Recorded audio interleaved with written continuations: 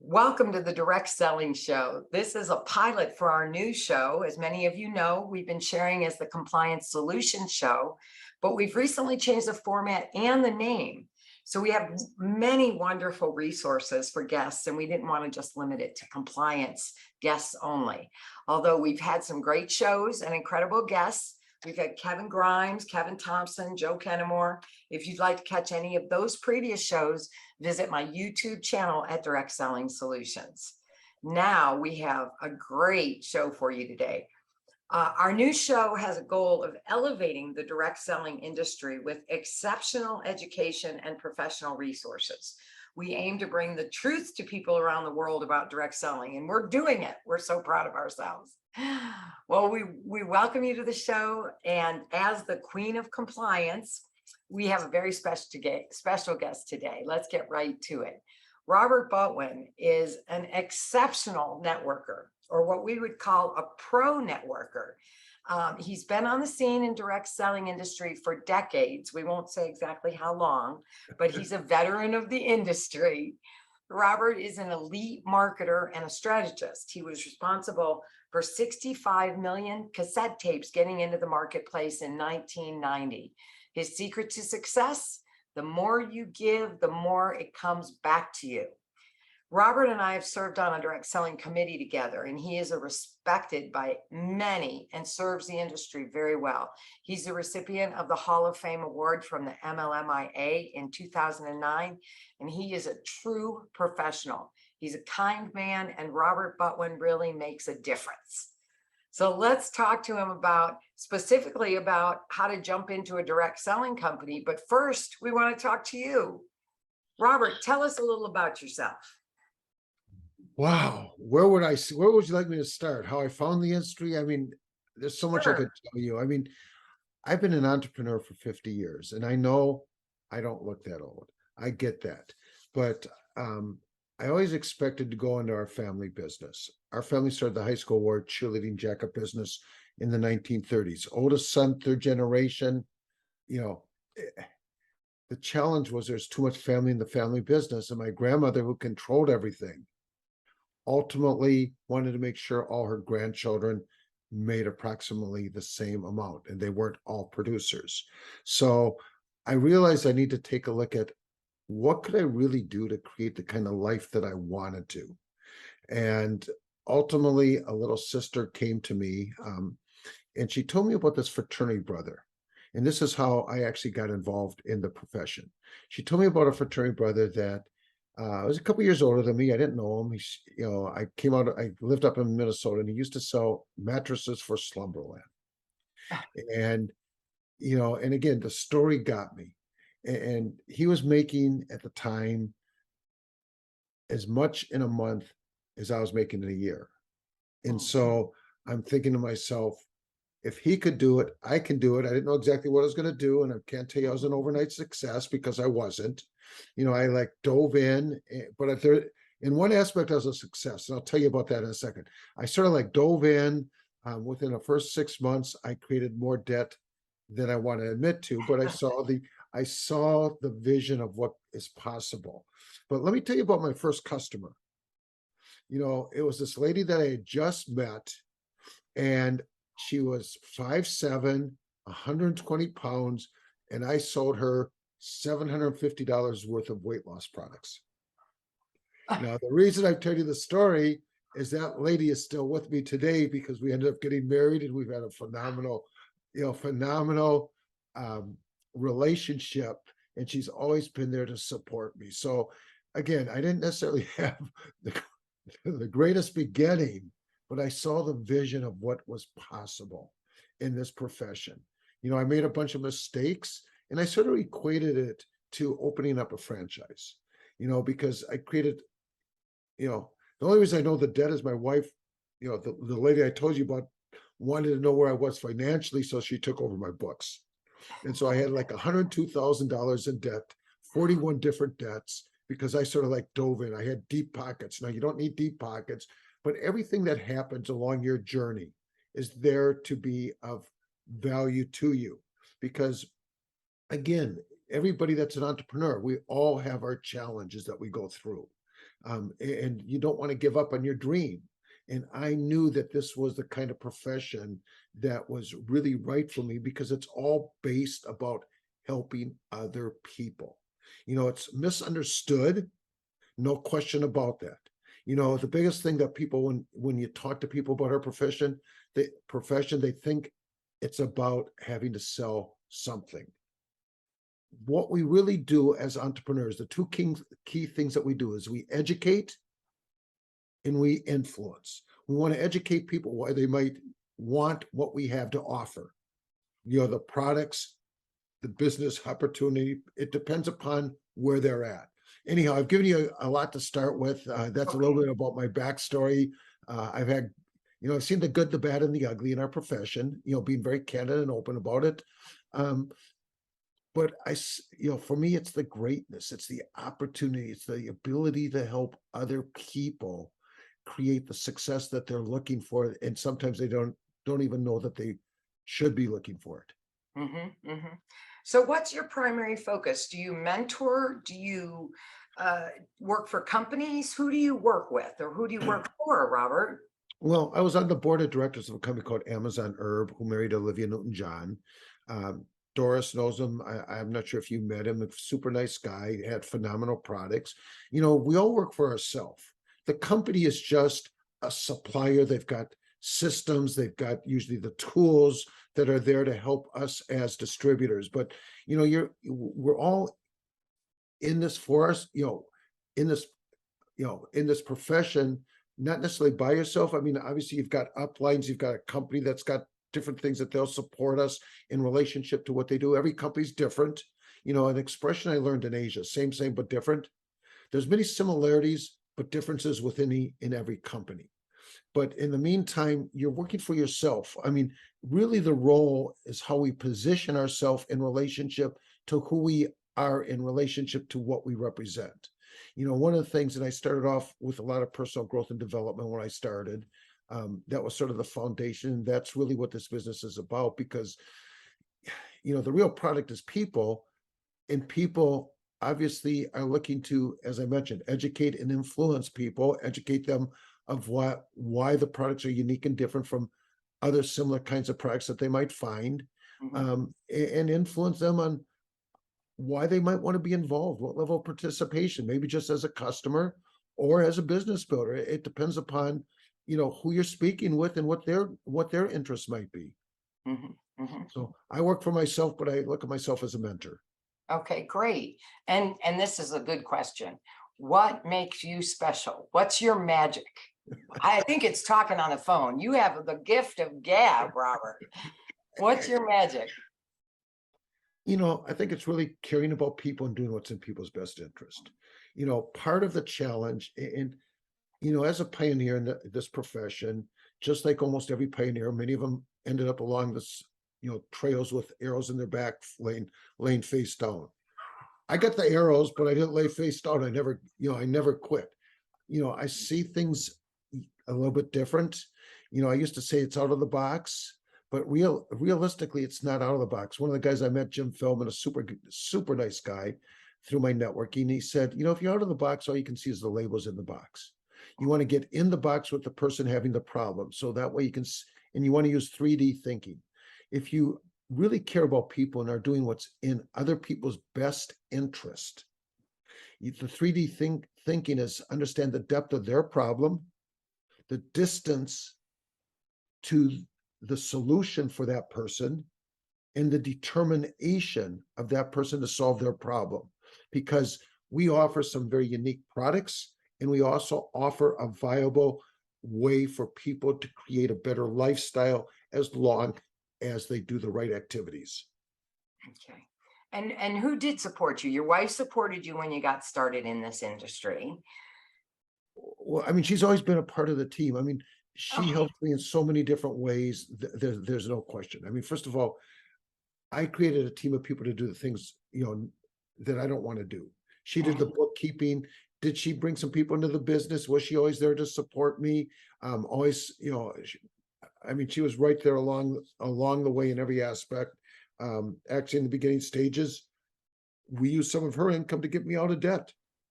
I didn't declare bankruptcy. I realized that the obstacles that were presented to me, I had to overcome them so that when I'm mentoring other people, I could be more empathetic. I could look them in the eye, speak from the heart, and be help give them better solutions, because I had to overcome different challenges, just like many people that get into this business wanting to do it as a business. Well, let's talk about getting started in the program. Sure. What do you tell people about this industry off the bat? You don't just try to get people in, but what do you tell people about the industry? Well, first of all, I've got to meet them where they're at. I need to understand them. I tell them realistically what it is. It's an alternative distribution methodology. Okay. For the most part, it's, based on how I represent it, I say the company I work with is a hybrid. It's a cross between an affiliate with a leverage back end, because realistically, we're about attracting customers. And, if somebody asks me, is this MLM? My response, going back to what I learned from Doris, I says, well, first of all, let me tell you what MLM means. There's 3 definitions. You can choose which one you want. It's either making life meaningful, making lots of money, or making love more. You pick the one you want. That's great. All Yes. right, now who should join? Who shouldn't join, but who should join a program? First of all, I think everybody should join. There are so many good companies out there, a lot of similar kinds of products, different kinds of systems, but there's many companies out there that have got great products. So I believe that if people really understood this, this kind of business, everybody would be involved. Now, obviously, and ultimately, not everybody's involved. And a lot of it's misperception of how they look at the business. It's like, because they don't understand it, they look at it as one of those pyramid things. No, it's a business model that you've got a vested interest to help other people succeed. That's really what the business is about. So everybody should be involved. If nothing else, because of the tax benefits. If you're working a job, you take a look at some of the wealthiest people, be it Jeff Bezos, Elon Musk, Donald Trump, we could go on and on. They understand the tax benefits that are set up for entrepreneurs. So if you're working a job, just because of the tax benefits, if you're serious about being in business and you're taking the right actions, that you're able to take advantage of because of our profession. But beyond the fact, if you're depending upon one source of income, you're realistically, and what I learned early on is you're working on somebody else's dream. When I worked in a family business, I was trading time for money. I realized that there was a way that I could create a lifestyle based on helping other people. So once I was clear about that and learned what to do, continually sharpen the saw, improve my skill set so that I ultimately had the belief system and knowingness that I could truly help other people, then you become unstoppable. Okay, so anyone and everyone should join. That's a gimme. Is there anyone that shouldn't join a direct selling program? Let me go back to everybody joining, if nothing else, as a customer. I mean, there's some Right. amazing products in the profession. Now, are there certain people that I just won't talk to? They're not coachable. They won't listen. Every time they call me up, they're pitching me on another program or some kind of a program. I mean, but anybody that's coachable, I believe, should look at this business. Who shouldn't join? If you don't have proper intentions of helping people, if you're not coming with a pure heart, I believe you want to stay away from, if you're just out for yourself, this wouldn't be the kind of business for you. Well, who do you like to work with? And what does it mean when I say work with you as a mentor? What's the work? What is the work in the network marketing? Well, I mean, because everybody's coming with a different skill set. and it depends upon where they're at. One of the things I talked about in my book, you want to create interdependent, not codependent relationships. Today, I believe it's easier to be successful on one hand, and on another hand, it's harder to be successful. Mhm. And I can explain both of them. Is why I'm saying it's easier. First of all, the companies have evolved and they've got more refined systems that will help the distributor.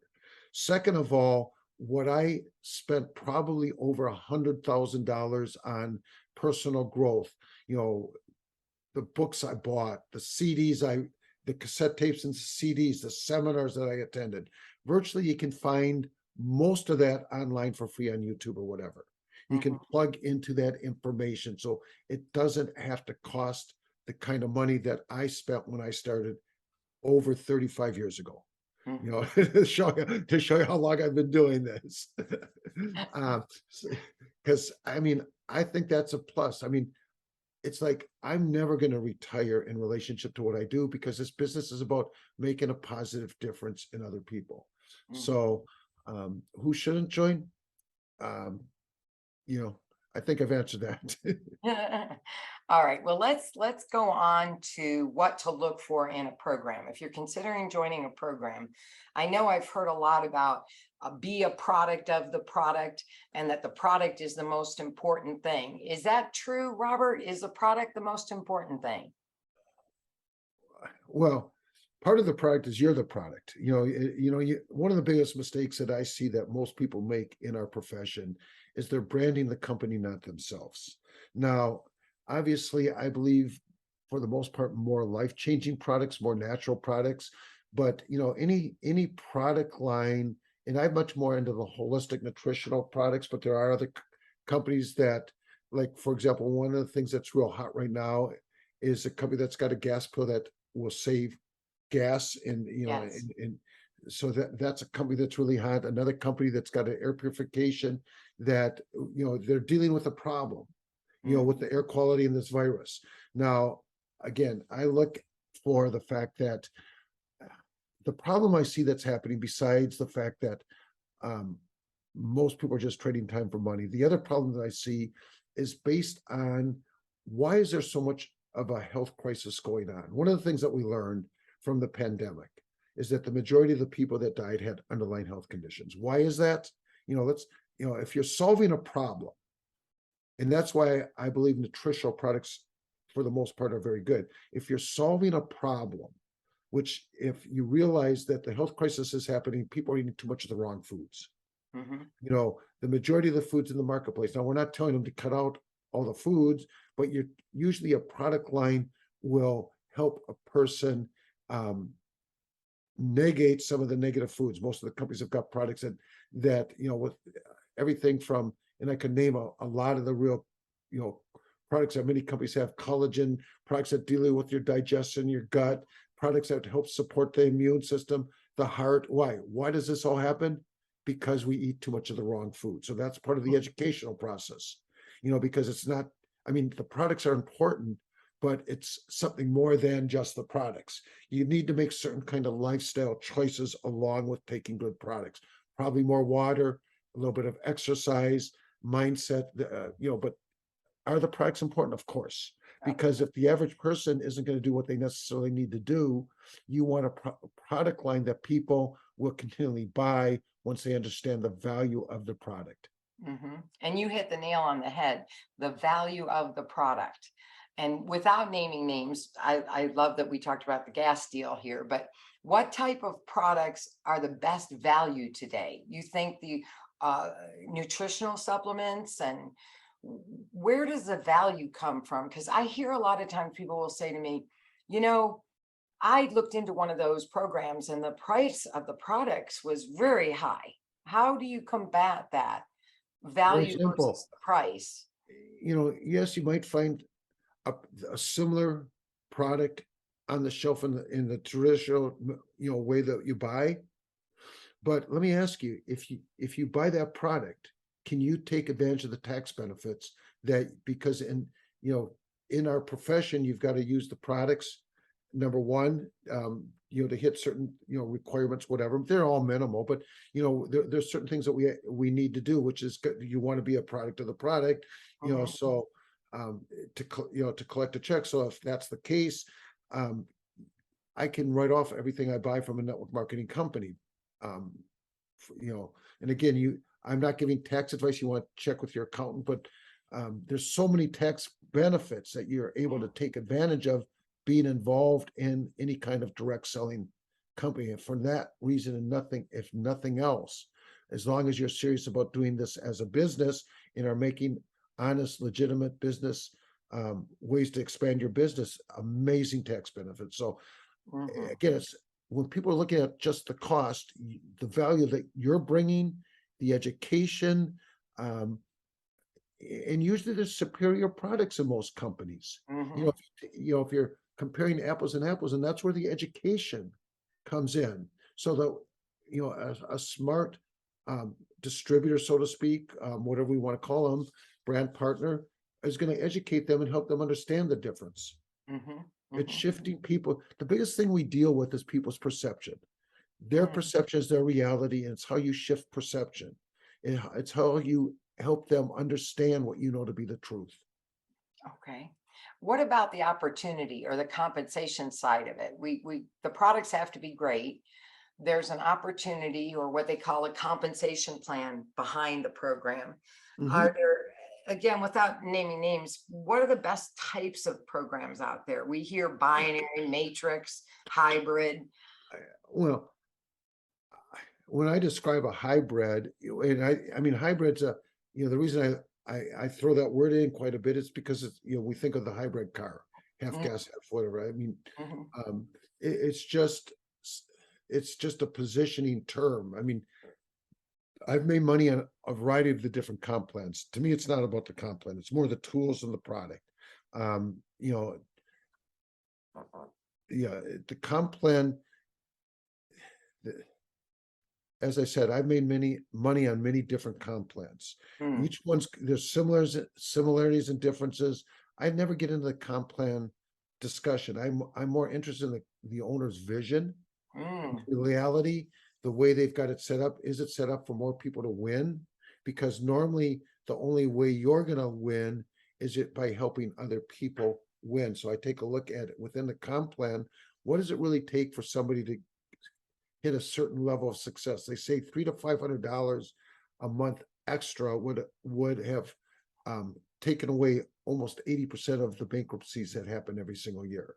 So Mhm. it's not the $10,000 a month or $100,000 a month, that the people that ultimately help more people can hit those numbers, but can the average person hit realistic numbers is what I look at it is the most Mhm. important. Mhm.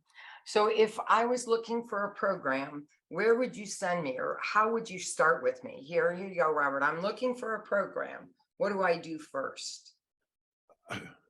There's different industry associations, there's different websites they can go. Obviously, if they're talking to me directly, I'm Mhm. gonna I'm gonna give them my influence. Mhm. But if they're not talking to me, obviously this is part of what you're in the process, Donna Marie, of creating more of the guidelines as far as where to find a quality program. Mhm. Um, yeah, I mean, there's different ways you can go to, I think it's Alexa or whatever, to see how much traffic, but it's not necessarily the biggest I mean, I remember in the past, one of the real hot programs, they're no longer here today. Right. So you really want to find out somebody that really understands our profession that can give you that inside look if you're looking at just a program. Mhm. Mhm. What about the upline or the sponsor, the person that gets you involved? We talked about it a little while back, and it's not necessarily a requirement for you to go with the first person that introduces you to the company. How important is that? To me, it's very important. If you're Mhm. making a business decision, and the analogy I can give, if I were going to open up, for example, a McDonald's, I'm going to be spending a lot of money. Well, your life energy is very valuable. So if you're going to be making a business decisions, you want to get the best location. It's not necessarily, because one of the last programs I worked with, I connected with the founding distributor. As I Mhm. got to know him, I found out the guy was not the most honest, and we had different value Oh, systems. So, to me, the upline is very important. Are they going to be congruent? Are they going to do what they say they're going to do if they tell you they're going to help you? Um, Location is important in business. That's my philosophy. Now, there are other people. I remember when I was starting off in the profession, other people had different philosophies, saying, it's the first person that introduces you. mhm, Sometimes it's the quality of the relationship you have with that person. definitely. I know since I work in compliance a lot, I see companies where people want to change their sponsor. They think the grass is greener on the other side. They want to change their sponsor. And a lot of times the companies won't let you do that. And then in the case where they might let you do that, they won't let you bring your group with you. So this changing sponsor isn't a good idea, is it? Most companies, if somebody's going to change their sponsor, going back to exactly as you said, there's a six month to a year period of time where you've got to get away from the business. You know, I've I can't remember. I don't think I've ever changed my sponsor. Have I quit a program because of my sponsor? Yes. Mm, It was like one of the programs, and she's no longer living, but um, I created a major leg. I went to her and I said, you're making a lot of money, because of how the compensation plan was. And I said, I'd like you to invest, and let's take a look at it. Her attitude was, it's not my philosophy. That's fine.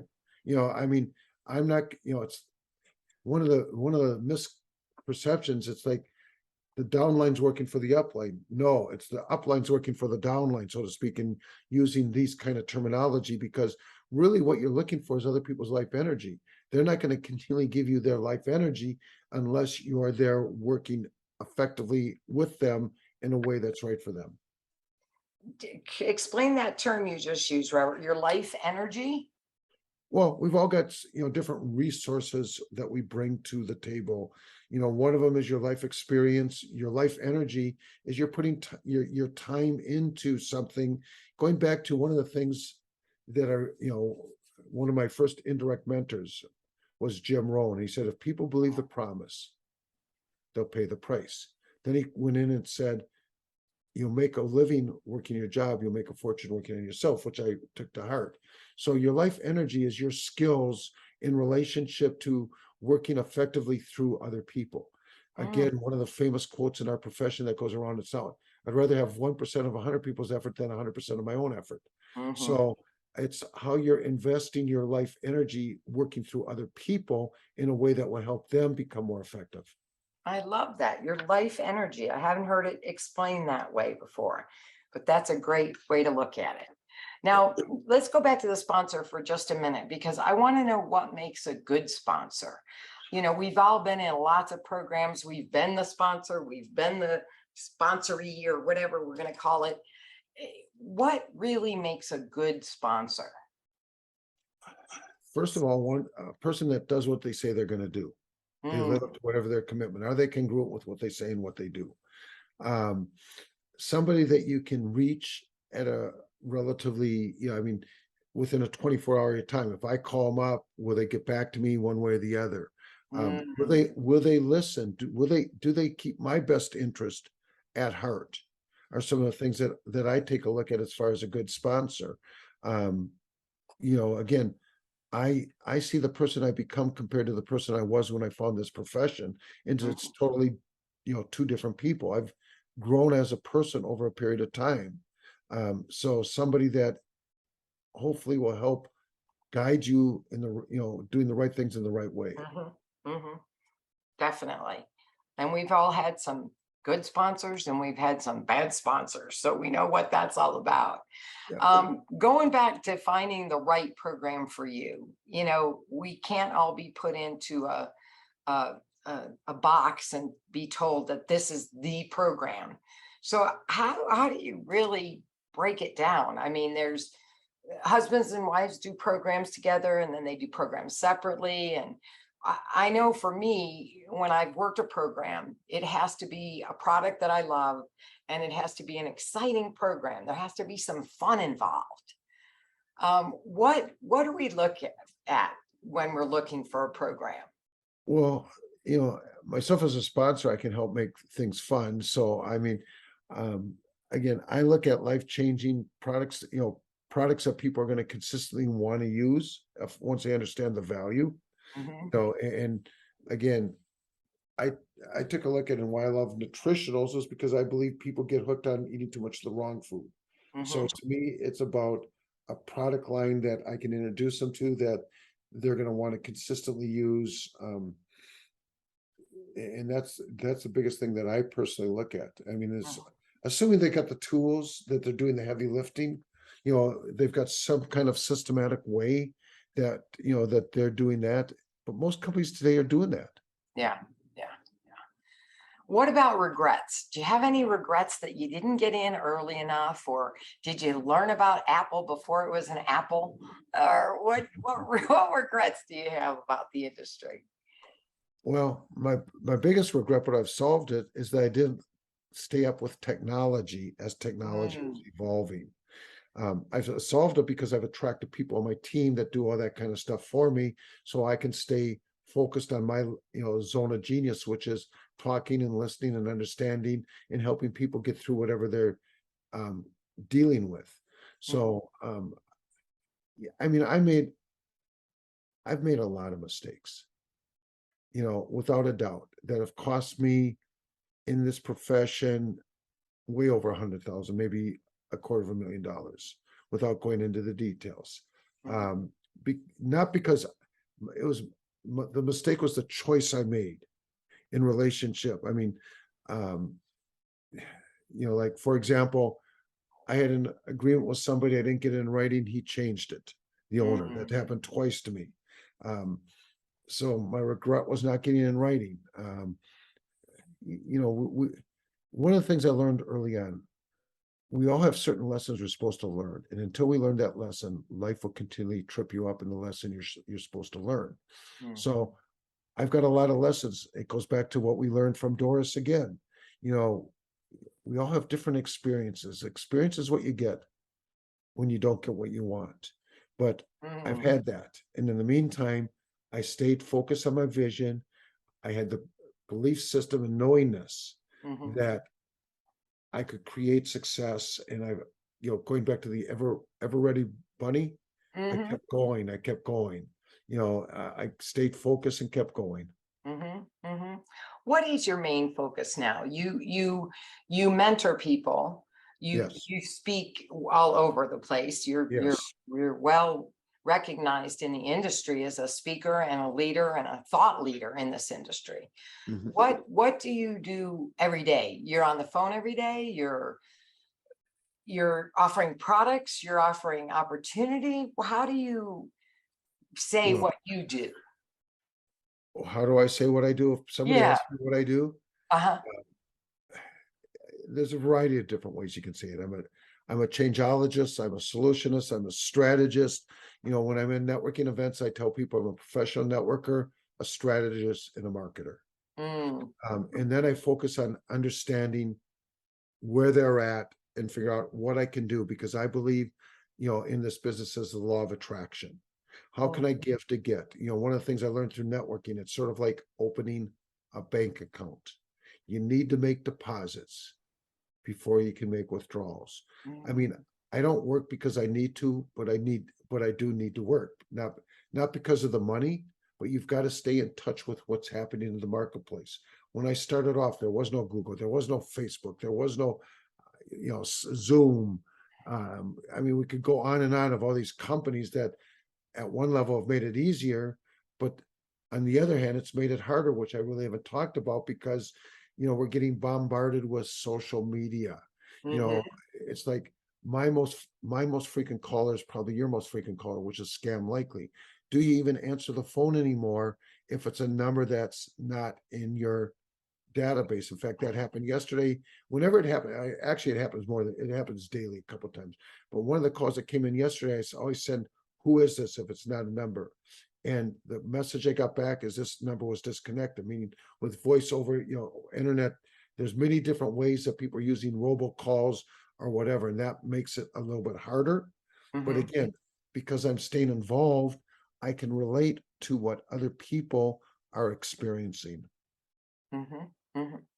Well, how can we help you? What can the listeners do for you? I'll tell you what they can do. Go find my profile on LinkedIn, which is one of my main sources. And if this has been beneficial for me, I mean not for me, for you, uh, give me some kind of acknowledgement of that. Or every Thursday, 2 p.m. Pacific time, there's an app called Clubhouse. I'm doing a room under the name Landing Big Whales about networking, anything and everything about networking.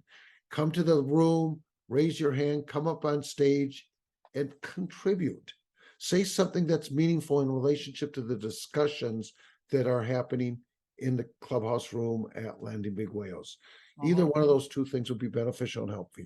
Okay, great. And we just love your information and we thank you so much. We thoroughly enjoyed our time together. And really, I was going to just ask, how do folks reach you? But the LinkedIn is the best way. That or email, and I'm happy to give my email. Sure, go ahead. It's just my last name, butwin@gmail.com. You know, what I always say at the end of the rooms and the breakout rooms, what I really want you to remember, my name is Robert Butwin, and when you work with Robert, you do nothing but win. When? Oh, I love it. I saw that coming. That's a good one. I saw that coming. Well, that's our first edition. Isn't that exciting? Our first edition of the show. And I want to tell you, Robert, you really do make a difference. You really do. I've heard that from many people. So I hope you've enjoyed it. Allow me to thank you officially as the Queen of Compliance. Remember, the Queen of Compliance is always watching, so play by the rules. Thanks, Robert. Have a great day. And we look forward to another edition coming soon of the Direct Selling Show. Thank you.